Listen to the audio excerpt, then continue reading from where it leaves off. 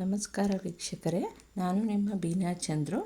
ನಾನು ಇದನ್ನು ಪನ್ನೀರ್ ಕಾಜು ಮಸಾಲ ಹೇಗೆ ಮಾಡೋದು ಅಂತ ತಿಳಿಸ್ಕೊಡ್ತೀನಿ. ಇದಕ್ಕೆ ಬೇಕಾಗಿರೋ ಇಂಗ್ರೀಡಿಯೆಂಟ್ಸ್ ನೋಟ್ ಮಾಡ್ಕೊಳ್ಳಿ. ಇದಕ್ಕೆ ಪನ್ನೀರ್ ತೊಗೊಂಡಿದ್ದೀನಿ, ನಾನಿಲ್ಲಿ ನಂದಿನಿ ಪನ್ನೀರ್ ತೊಗೊಂಡಿದ್ದೀನಿ. ಮತ್ತು ಗೋಡಂಬಿ ತೊಗೊಂಡಿದ್ದೀನಿ, ಒಂದು ಸ್ವಲ್ಪ ಗೋಡಂಬಿನ ನೆನೆಸಿಟ್ಕೊಂಡಿದ್ದೀನಿ, ಇನ್ನೊಂದು ಸ್ವಲ್ಪ ತುಪ್ಪದಲ್ಲಿ ಫ್ರೈ ಮಾಡಲಿಕ್ಕೆ ಇಟ್ಕೊಂಡಿದ್ದೀನಿ. ಟೊಮ್ಯಾಟೊ, ಈರುಳ್ಳಿ, ಕಸೂರಿ ಮೇಥಿ ಮತ್ತು ಬಟರ್ ತೊಗೊಂಡಿದ್ದೀನಿ. ಧನಿಯಾ ಪುಡಿ, ಅಚ್ಕಾರದ ಪುಡಿ, ಗರಂ ಮಸಾಲ ಪುಡಿ ಎಲ್ಲನೂ ಇಟ್ಕೊಂಡಿದ್ದೀನಿ. ಮಿಲ್ಕ್ ಕ್ರೀಮ್ ಇಟ್ಕೊಂಡಿದ್ದೀನಿ. ಆಮೇಲೆ ಇದು ಸಕ್ಕರೆ ಹಾಗೂ ಶುಂಠಿ ಬೆಳ್ಳುಳ್ಳಿ ಪೇಸ್ಟು. ಇವಾಗ ನಾವು ಗೋಡಂಬಿನ ಕಟ್ ಮಾಡಿ ಇಟ್ಕೋಬೇಕು. ಇದನ್ನು ತುಪ್ಪದಲ್ಲಿ ಕರೆದಿಟ್ಕೊಳ್ಳೋಕ್ಕೆ ನಾನು ಕಟ್ ಮಾಡಿ ಹಿಂಗೆ ಇಟ್ಕೊತಾ ಇದ್ದೀನಿ. ನೆಕ್ಸ್ಟು ಪನ್ನೀರನ್ನು ತೆಗೆದು ಅದನ್ನು ಕ್ಯೂಬ್ಸ್ಗಳಾಗಿ ಕಟ್ ಮಾಡ್ಕೋಬೇಕು. ಇವಾಗ ಎಲ್ಲ ಪನ್ನೀರನ್ನು ನೀಟಾಗಿ ಒಂದೇ ಅಳತೆಯಲ್ಲಿ ಯೂನಿಫಾರ್ಮಾಗಿ ಕಟ್ ಮಾಡಿ ಇಟ್ಕೊಳ್ಳೋಣ ಬನ್ನಿ. ಒಂದೊಂದು ಸೈಜು ವೇರಿ ಆಗಬಾರ್ದು, ಆ ರೀತಿ ಕಟ್ ಮಾಡಿ ಇಟ್ಕೊಳ್ಳೋಣ ಫಾರ್ ಗುಡ್ ಅಪಿಯರೆನ್ಸ್ ಅಷ್ಟೇ. ನಿಮಗೆ ಯಾವ ಸೈಜ್ಗೆ ಇಷ್ಟ ಆ ಸೈಜಿಗೆ ಕಟ್ ಮಾಡ್ಕೋಬಹುದು. ನಾನಿವಾಗ ಇದನ್ನು ಒಂದು ಸಣ್ಣ ಸಣ್ಣ ಕ್ಯೂಬ್ಸ್ಗಳಾಗಿ ಕಟ್ ಮಾಡ್ಕೊತಾ ಇದ್ದೀನಿ. ಇದು ರೆಕ್ಟ್ಯಾಂಗಲ್ ಶೇಪ್ ಇದೆ ಅಲ್ವ, ಅದನ್ನು ಮತ್ತೆ ಮಧ್ಯ ಕಟ್ ಮಾಡಿ ಈ ರೀತಿ ಕಟ್ ಮಾಡಿ ಸಣ್ಣದಾಗಿ ಇಟ್ಕೊಳ್ತಾ ಇದ್ದೀನಿ. ಈ ಪನ್ನೀರನ್ನು ತುಪ್ಪದಲ್ಲಿ ಅಥವಾ ಬೆಣ್ಣೆಯಲ್ಲಿ ಕರೆದು ಇಟ್ಕೋಬೇಕಾಗತ್ತೆ. ನಾನೀಗ ಇದಕ್ಕೆ ಬೆಣ್ಣೆನ ಯೂಸ್ ಮಾಡ್ತಾಯಿದ್ದೀನಿ. ಬೆಣ್ಣೆ ಒಂದು ಸ್ಲೈಸ್ ಹಾಕ್ಕೊಂಡು ಇದನ್ನು ಎಣ್ಣೆಗೆ ಹಾಕಿ ಗೋಡಂಬಿ ಮತ್ತು ತುಪ್ಪ ಎರಡನ್ನೂ ಬೆಣ್ಣೆನಲ್ಲೇ ಫ್ರೈ ಮಾಡಿ ಇಟ್ಕೊತೀನಿ. ಇವಾಗ ಬಾಣಲಿಗೆ ಬೆಣ್ಣೆ ಹಾಕಿ ಅದು ಕರಗಿದ ನಂತರ ನಾವೀಗ ಕಟ್ ಮಾಡಿ ಇಟ್ಕೊಂಡ್ವಲ್ಲ ಆ ಗೋಡಂಬಿನ ಹಾಕಿ ಗೋಡಂಬಿನ ಚೆನ್ನಾಗಿ ಫ್ರೈ ಮಾಡ್ಕೋಬೇಕು. ಇದು ನಾವು ಮಸಾಲೆ ಎಲ್ಲ ಮಾಡಿದ್ಮೇಲೆ ಫೈನಲಾಗಿ ಹಾಕಿ ಕ್ರಿಸ್ಪಿಯಾಗಿ ಸಿಗಬೇಕು ಮಧ್ಯೆ ನಮಗೆ ಈ ಗೊಜ್ಜಿನಲ್ಲಿ. ಕಾರಣಕ್ಕೆ ನಾನು ಇದನ್ನು ಚೆನ್ನಾಗಿ ಗೋಲ್ಡನ್ ಬ್ರೌನ್ ಬರೋವರೆಗೂ ಚೆನ್ನಾಗಿ ಫ್ರೈ ಮಾಡ್ಕೊತಾ ಇದ್ದೀನಿ. ಇಲ್ಲ ಹಾಗೆ ಹಾಕಿದ್ರೆ ಹಸ್ಕಾಗಿ ಆಗುತ್ತೆ, ಅಷ್ಟು ಚೆನ್ನಾಗಿರಲ್ಲ. ಸೊ ಇದನ್ನು ಫ್ರೈ ಮಾಡಿ ಒಂದು ಕಡೆ ತೆಗೆದಿಟ್ಕೊಳ್ಳೋಣ. ಇದೆಲ್ಲ ಹಿಂಗೆ ಫ್ರೈ ಆದಮೇಲೆ ಒಂದು ಕಡೆ ಒಂದು ಪ್ಲೇಟ್ಗೆ ಹಾಕಿ ಇಟ್ಕೊಳ್ಳೋಣ ಬನ್ನಿ. ಇದನ್ನು ಬೇಗ ಮಾಡಬೇಕು, ಇಲ್ಲಾಂದರೆ ನಮ್ಮ ಬೆಣ್ಣೆ ಎಲ್ಲ ಸಿದೋಗ್ಬಿಡುತ್ತೆ, ತುಪ್ಪ ಬೆಣ್ಣೆ ಏನು ಹಾಕಿದಿರೋದು. ಈಗ ನಾನು ಇದಕ್ಕೆ ಪನ್ನೀರ್ ಕ್ಯೂಬ್ಸ್ಗಳನ್ನ ಹಾಕ್ಕೊಂಡೆ. ಇದನ್ನೂ ಫ್ರೈ ಮಾಡಿಕೊಂಡ್ರೆ ಇದೊಂಥರ ಚೆನ್ನಾಗಿರುತ್ತೆ. ಫ್ರೈ ಮಾಡ್ದೇನೂ ಹಾಕ್ಬೋದು, ಆದರೆ ಫ್ರೈ ಮಾಡಿದ್ರೆ ತುಂಬ ಟೇಸ್ಟಾಗಿ ಬರುತ್ತೆ. ಇಲ್ಲೇ ಆಲ್ಮೋಸ್ಟ್ ಬೆಂದ್ಕೊಂಬಿಡುತ್ತೆ ಫ್ರೈನಲ್ಲೇ. ನಾನು ಇದಕ್ಕೆ ಸ್ವಲ್ಪ ಅರಿಶಿನ, ಸ್ವಲ್ಪ ಖಾರದ ಪುಡಿ ಹಾಕ್ತಿದ್ದೀನಿ. ಮತ್ತು ಪನ್ನೀರಲ್ಲೇ ಉಪ್ಪಿನ ಕಂಟೆಂಟು ಹೆಚ್ಚಾಗಿರೋದ್ರಿಂದ ನಾನು ಇದಕ್ಕೇನು ಸಾಲ್ಟ್ ಎಕ್ಸ್ಟ್ರಾ ಹಾಕಿ ಫ್ರೈ ಮಾಡ್ತಿಲ್ಲ. ಖಾರದ ಪುಡಿ ಎಲ್ಲ ಹಾಕ್ಕೊಂಡು, ಯಾಕಂದರೆ ಇದಕ್ಕೆ ಖಾರ ಚೆನ್ನಾಗಿ ಹಿಡೀಲಿ ಅಂತ ಹಿಂಗೆ ಮುಂಚೆನೇ ಮಾಡ್ಕೊತಾ ಇದ್ದೀನಿ. ಇದಾದ ಮೇಲೆ ನಾವು ಈಗ ಎರಡು ಈರುಳ್ಳಿನ ಕಟ್ ಮಾಡ್ಕೊತಾ ಇದ್ದೀನಿ. ಇದನ್ನು ಉದ್ದುದ್ದಕ್ಕೆ ಕಟ್ ಮಾಡ್ಕೊತೀನಿ. ಕಟ್ ಮಾಡಿಕೊಂಡು ಇದನ್ನು ಫ್ರೈಗೆ ಹಾಕಬೇಕಾಗುತ್ತೆ. ಹಾಗೆ 2 ಟೊಮೊಟೊ ಇಟ್ಕೊಂಡಿದ್ನಲ್ಲ, ಆ ಟೊಮೊಟೊನೂ ಸಹ ಹಿಂಗೆ ಉದ್ದುದ್ದಕ್ಕೆ ಸ್ಲೈಸ್ ಮಾಡ್ಕೊತಾ ಇದ್ದೀನಿ. ಇವಾಗ ಈ ಈರುಳ್ಳಿ ಟೊಮೊಟೊ ಎರಡೂ ಕಟ್ಟಾದ ನಂತರ ಇದನ್ನು ನಾನು ಮತ್ತು ಅದೇ ಎಣ್ಣೆ ಇದರಲ್ಲಿ ತುಪ್ಪದ ಇದರಲ್ಲೇ ಫ್ರೈ ಮಾಡ್ಕೊತೀನಿ. ಬೇಕು ಅಂದರೆ ಚೇಂಜ್ ಮಾಡ್ಕೊಬೋದು, ನಾನು ಅದರಲ್ಲೇ ಮಾಡ್ಕೊತಾ ಇದ್ದೀನಿ. ಇವಾಗ ಇದಕ್ಕೆ ಈರುಳ್ಳಿ ಹಾಕೋಣ. ಈರುಳ್ಳಿ ಹಾಕಿ ಈರುಳ್ಳಿನ ಚೆನ್ನಾಗಿ 1-2 ನಿಮಿಷ ಫ್ರೈ ಆದಮೇಲೆ ಇದಕ್ಕೆ ನಾವು ಟೊಮ್ಯಾಟೊವನ್ನು ಸೇರಿಸೋಣ. ಕಟ್ ಮಾಡಿ ಇಟ್ಕೊಂಡಿರೋ ಅಂತಹ ಟೊಮೊಟೊನ ಹಾಕಿ ಅದನ್ನು ಚೆನ್ನಾಗಿ ಫ್ರೈ ಮಾಡಬೇಕು.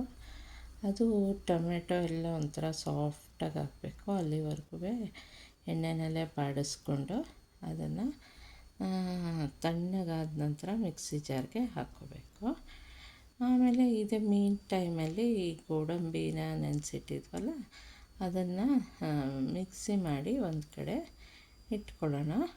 ಪೇಸ್ಟ್ ಮಾಡಿ ಇದನ್ನು ಇವಾಗ ಇದು ಪೇಸ್ಟ್ ಆದ ನಂತರ ಅಷ್ಟರೊಳಗೆ ಈ ಟೊಮೆಟೊನೂ ಆರಿರುತ್ತೆ, ಎರಡನ್ನೂ ಯೂಸ್ ಮಾಡ್ಕೋಬಹುದು. ಈಗ ಇದು ಪೇಸ್ಟ್ ಆಗಿದೆ, ಇದನ್ನು ತೊಳೆದು ಎಲ್ಲ ಮತ್ತೆ ಕ್ಲೀನ್ ಮಾಡ್ಕೊಳ್ಳೋದೇನಿಲ್ಲ. ಅದಕ್ಕೇ ಟೊಮೆಟೊ ಫ್ರೈನ, ಈರುಳ್ಳಿ ಫ್ರೈ ಮಾಡಿರೋದನ್ನು ಹಾಕಿ ಅದನ್ನು ರುಬ್ಬಿ ಇಟ್ಕೊಬಹುದು. ಇವಾಗೆಲ್ಲ ಚೆನ್ನಾಗಿ ಫ್ರೈ ಆಗಿದೆ ಅಲ್ವ, ಇದೊಂದು ಸ್ವಲ್ಪ ಆರಲಿ ಅಂತ ಇದನ್ನು ಆಫ್ ಮಾಡಿಕೊಂಡು ಇಟ್ಕೊತೀನಿ. ಇದನ್ನೂ ಇವಾಗ ನೀಟು ಫೈನ್ ಪೇಸ್ಟ್ ಮಾಡ್ಕೊಬೇಕು, ಹಸಿ ವಾಸನೆ ಹೋಗೋವರೆಗೂ ಈರುಳ್ಳಿದು ಫ್ರೈ ಮಾಡಿದ್ದೆ. ಇದನ್ನು ಈಗ ಪೇಸ್ಟ್ ಮಾಡ್ಕೊಳ್ಳೋಣ.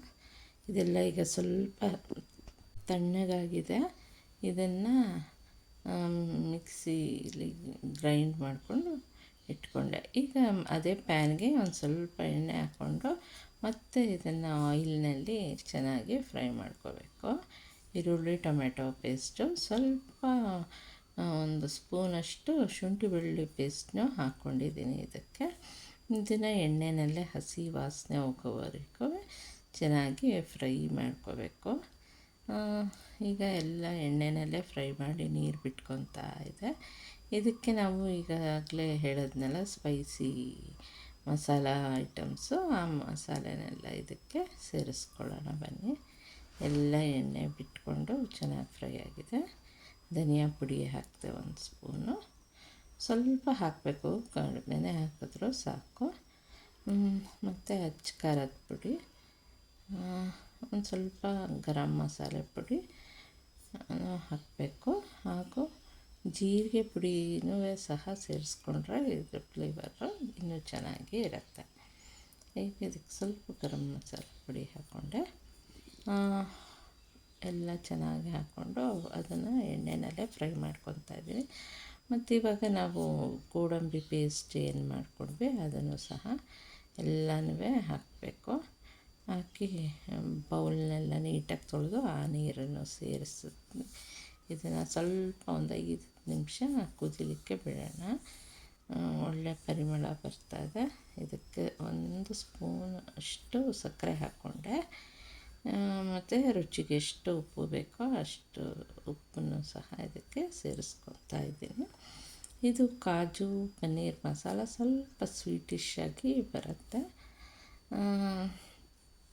ನಿಮಗೆ ಸ್ವೀಟಿಶ್ ಆಗಿ ಏನು ಬೇಡ ಅಂತಂದರೆ ಸಕ್ಕರೆ ಹಾಕೋ ಅಗತ್ಯ ಇಲ್ಲ. ಕಾಜು ಹಾಕೋದ್ರಿಂದ ಅದು ಆಲ್ರೆಡಿ ಸ್ವೀಟಾಗೇ ಬರುತ್ತೆ ಇದು ಗ್ರೇವಿ. ಈಗ ನಾವು ಫ್ರೈ ಮಾಡಿ ಇಟ್ಕೊಂಡ್ವಲ್ಲ ಪನ್ನೀರು ಮತ್ತು ಗೋಡಂಬಿ, ಇದೆಲ್ಲ ಕುದ್ದಾದಮೇಲೆ ಅದನ್ನು ಸೇರಿಸಿ ಅದನ್ನು 1 or 2 ಮಿನಿಟ್ಸ್ ಮಾಡ್ಕೋಬೇಕು. ಗೋಡಂಬಿ ಮತ್ತು ಕುದ್ರೆ ಅದು ಕ್ರಿಸ್ಪಿನೆಸ್ ಹೋಗುತ್ತೆ, ಕಡೆಯಲ್ಲಿ ಹಾಕ್ಕೋಬೇಕಾಗತ್ತೆ. ಕಡೆ 1 ಮಿನಿಟ್ ಇರುವಾಗ ಹಾಕ್ಕೊಂಡು ಇದನ್ನು ಕುದಿಸಿ ಇನ್ನೊಂದು ಸ್ವಲ್ಪ ಇಡಬೇಕು. ಇವಾಗ ಇದಕ್ಕೆ ಕಸೂರಿ ಮೇಥಿನ ಕೈಯಲ್ಲೇ ಕ್ರಷ್ ಮಾಡಿಕೊಂಡು ಈ ಗ್ರೇವಿಗೆ ಸೇರಿಸ್ಬೇಕು. ನಾನು ಇದನ್ನ ಕೈಯಲ್ಲೇ ಕ್ರಷ್ ಮಾಡಿ ಇಟ್ಕೊಂಡಿದ್ದೆ ಕಸೂರಿ ಮೇಥಿನ ಇದಕ್ಕೆ ಆ್ಯಡ್ ಮಾಡ್ಕೊಂಡಿದ್ದೀನಿ. ಬೇಕಾದರೆ ಕೊತ್ತಂಬರಿ ಸೊಪ್ಪನ್ನು ಸಹ ಗಾರ್ನಿಷಿಗೆ ಹಾಕ್ಕೋಬಹುದು.